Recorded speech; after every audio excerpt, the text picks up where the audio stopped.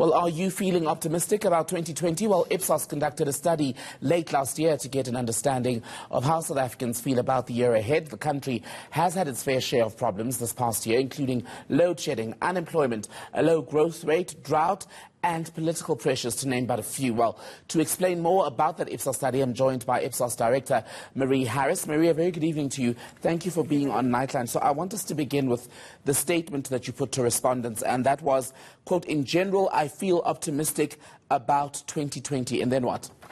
That was actually part of a whole battery of statements that we put to people, Temikele. We asked them questions about different things, the economy, the political parties in the country, how they feel about things, their families, whether they think education is actually answering to the needs of South African children, and so on and so forth. And one of the statements in this long list was this one: I feel positive or optimistic about 2020. Do you strongly agree, neither agree nor disagree, or strongly disagree? And quite interesting when you look at the responses, because you broke them down into age categories as well. The 15 to 17-year-olds that you surveyed were most optimistic. Does that have to do with just youthful optimism? Where were they coming from? I think it has a lot to do with youthful optimism. Remember, they are now the seniors at school, they're starting studies at university, all those sorts of things.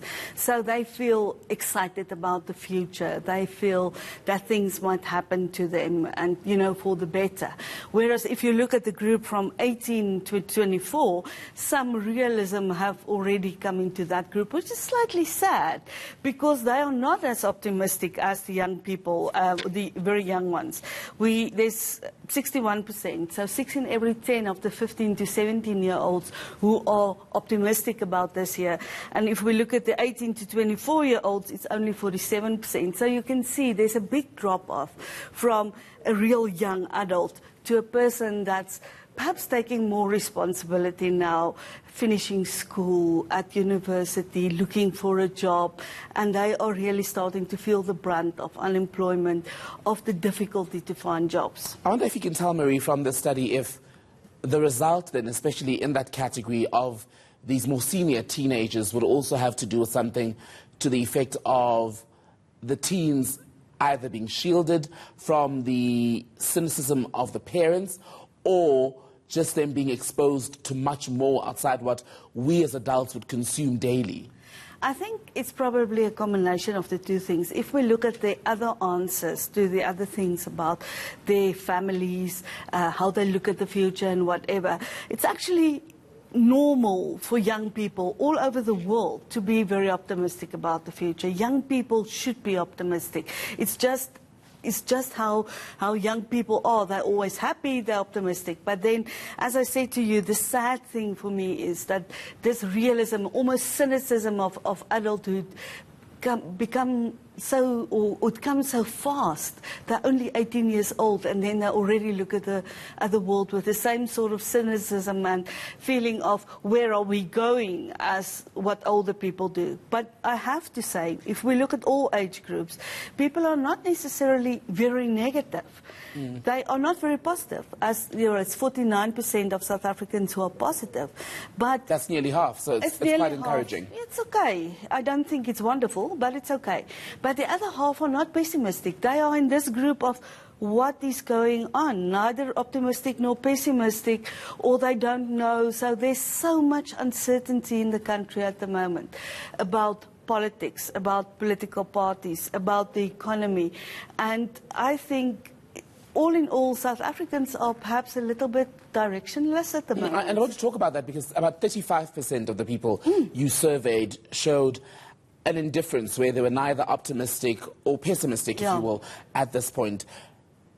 I wonder if in your probing you got any sense that people are slowly beginning to detach just because of the scale of the problems that we've experienced in the last while. People do. They don't necessarily see a solution for the problems. You know, people are not necessarily, they can't always make their own plans. A lot of people are dependent on government, as we see in our country. A lot of people feel that government must create the opportunities or the circumstance in the country, and they feel that there's not enough leadership coming through. On the other hand, there's also a very low level of trust in institutions, things like political parties, for instance. There's quite a lot of trust in institutions like the courts, the Reserve Bank, but not so much in Parliament. So we see there's that discrepancy almost. People are not exactly sure what is going on. That segues nicely into my next question, Marie, and that's about the level of optimism along the political lines. And I'll ask just Rob, our technical director, to put that graphic up about the optimism, especially among members of the ANC, the EFF, DA, and IFP. I was quite struck that ANC members are the most optimistic, and IFP supporters actually also did quite well in the survey as far as their levels of optimism. Yeah, that is interesting. If we look at that, remember, let's keep in mind that 49% of South Africans are optimistic, or say they're optimistic. Then if we look at only the ANC supporters, it's 55% of ANC supporters. And then say we have a room full of IFP supporters and another room full of EFF supporters. The EFF is 51% and the IFP 50%. So the two is almost the same. But then if we look at DA supporters, it's only 45% who are optimistic. So we can see all the goings on in the DA last year had a huge influence on how DA supporters view the future. Although, if we look at things like employment, for instance, the employment rate amongst DA supporters is higher than the employment rate amongst supporters of any of the other three political parties. Yet, that doesn't translate into optimism necessarily. Let's speak then about the optimism levels among the employed and unemployed.